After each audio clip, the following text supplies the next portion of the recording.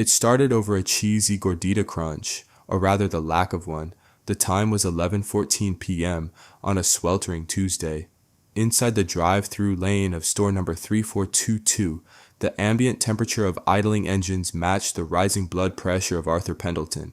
Arthur was 42, wore a wrinkled short-sleeve button-down from his mid-level accounting job, and was profoundly, existentially exhausted. He had just survived a 14-hour shift.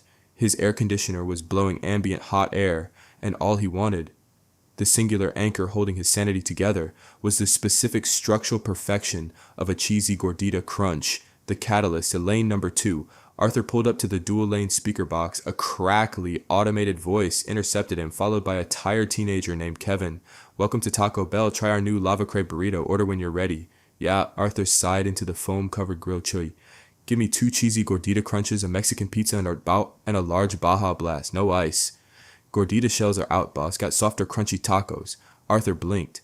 The dashboard clock flipped to 11:15 p.m. "What do you mean you're out? It's just a flatbread stuck to a taco shell with cheese." "Yeah, we're out of the flatbread part," Kevin said, his voice entirely devoid of corporate compliance. "Truck didn't come." Arthur's grip tightened on the steering wheel until his knuckles turned the color of sour cream. "Okay, fine. Give me a Crunch Wrap Supreme instead." "We're out of large tortillas too. Can do a bowl?" This was the exact moment the structural integrity of Arthur's psyche gave way. The escalation, the window confrontation. Instead of driving away like a rational citizen, Arthur surged forward in his 2014 Honda Civic, bypassing the line and tailgating a minivan until he reached the presenter window. He slammed the car into park, threw his door open, ignoring the screech of metal against the yellow security bollard, and marched up to the glass. He didn't just knock, he used his heavy signet ring to hammer a rhythmic, terrifying clatter against the drive-thru window. Inside, 3 teenagers froze. Arthur was screaming through the glass. Kevin, the cashier, immediately activated the lock. Shift manager Maria stepped in and began dialing 911.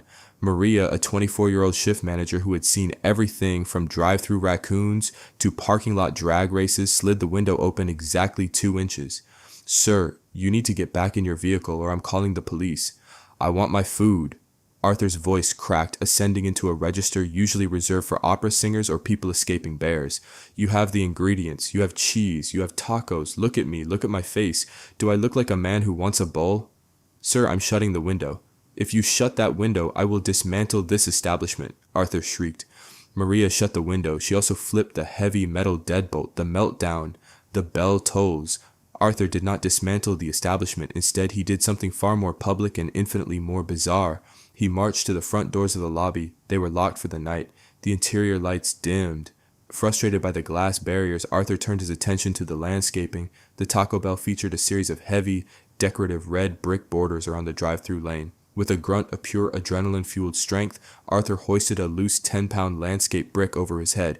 "If there is no local management, there is no peace," he roared to the empty parking lot. He didn't throw it through the window. Instead, he marched over to the menu board, the glowing, beautiful monolith of late-night options, and began to systematically beat the screen with the brick. Thwack, thwack, thwack. The digital display splintered into a web of black liquid crystal.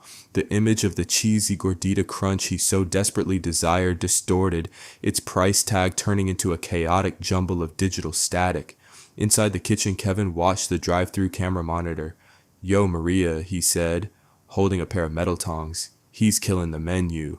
The arrival, code 3 at 11:22 p.m. 2 cruisers from the municipal police department tore into the parking lot, blue and red lights painting the beige stucco walls of the restaurant in strobe flashes.